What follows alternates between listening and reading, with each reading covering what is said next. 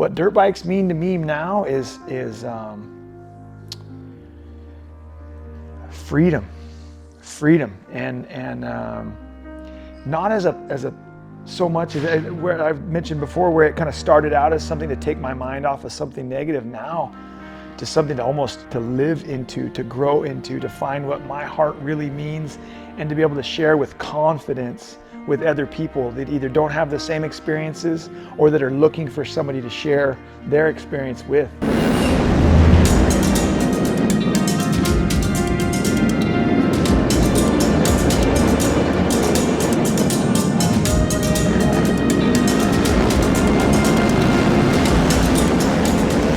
Young man starting up racing flat track, it was kind of all I really knew.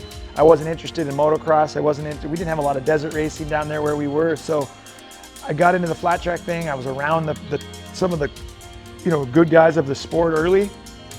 I mean, Chris Carr helped me out from the time that I was starting, on a pretty regular basis, and turned out I was the guy that beat me the 2 times that I was really right there, in line for the championship, trying to win the Grand National Championship. He was the guy that ended up winning it, that I didn't snuff out for the championship. So, but from the beginning, that was being exposed to the high-end guys, the top guys, made me want to go there and chase that dream. And one of the coolest things, probably, I can tell you, coolest memories.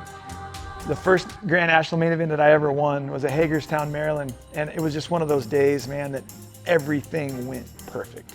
The motorcycle, I was the fastest guy in the first practice, fastest qualifier, sat on the pole for the fastest heat. And I don't feel like I did anything any different. It just flowed. Everything was easy, as you hear people say, that finally to get that first win.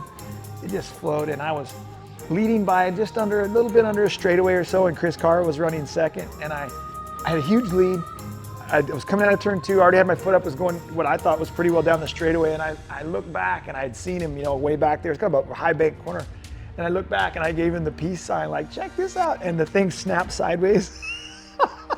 Oh, I come around and about high-sided my ass in the middle of the straightaway, and wow. And I'm like, okay, I guess it's not quite over yet, and then straightened it out and went on to just, wheelied across the finish line a little bit. And oh man, I remember being like, even, yet again, almost early celebration cost me my first win. Nothing had gone wrong all day long, and I just about tossed the thing.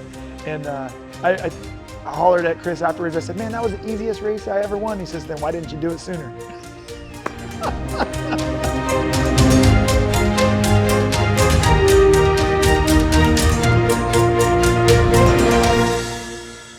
You have been able to do a lot of cool things in your life, winning national championships, racing dirt bikes, flat track all over this country. Do you feel like our veterans and our troops are a huge part of the freedom to be able to do so? Ooh, it's made me cry. Yeah, that's, I'm definitely that guy that tries to find the happy in everything, and that's tough. That's tough to say. Like, I think that there is complete joy in this, and that's it. If we didn't have the military fighting for this country, if we didn't have such a strong military force in America, we wouldn't have the freedoms that we have. We have such freedom here, and not just this part of the country, but the entire United States. So we have so much freedom, and that comes directly from people standing their ground and saying, no, this is what's right.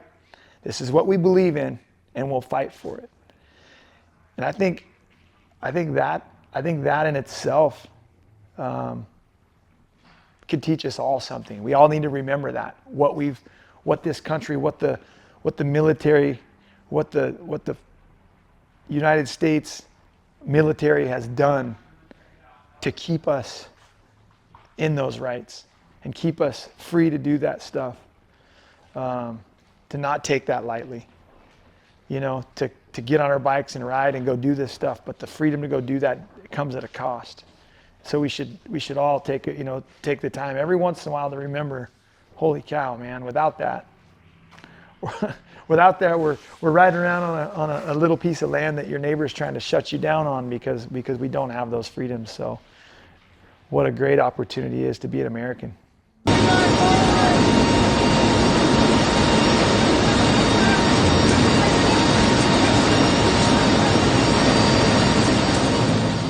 feels like, you know, you hear people say like, oh, you know, giving back, it feels good to give back. And this is one of those things where when you have something in common with someone, you recognize right away.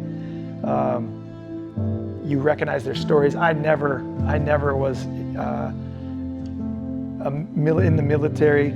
I feel like my dad raised me a little bit that way, but I never had to fight for this country because there was always, in my lifetime, there's always been plenty of people volunteering, signing up and going and fighting for the United States. And this Veteran MX Foundation is amazing. Hearing some of these guys' stories, coming back from war and having no connection, being lost. They're basically, their identity gone, and they stumble onto somebody that's got a dirt bike, or they stumble onto the foundation, they go to a supercross, they start to find the brotherhood and these other dudes that went through a similar situation that they went through, but now they can join up over motorcycles, and then they get out and they ride, and that feeling of freedom, that feeling, that thrill of riding the bike, that camaraderie that they have together when they're done, man, that really speaks to me. And as I learned about that more, and we look at our little bitty business here in Emmett, Idaho, and go, we can actually afford to help this crew and these guys make connection with more guys. Just hearing the stories of what these guys have gone through and then what this has done for them, man, I'm in, man. I think it's something we all take for granted. So for just this one moment, I'd just like to say thank you to the guys that have given their lives, that have offered to give their lives, and fought for our country and stood up for what we believe in.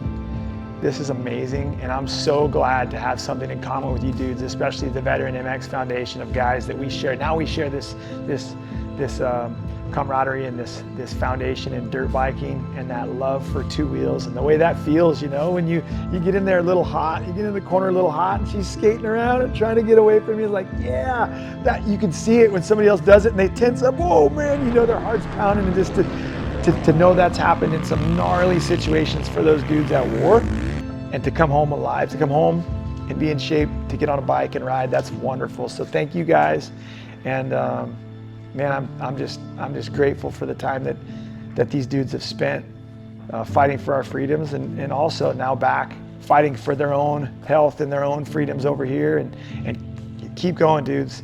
Keep going.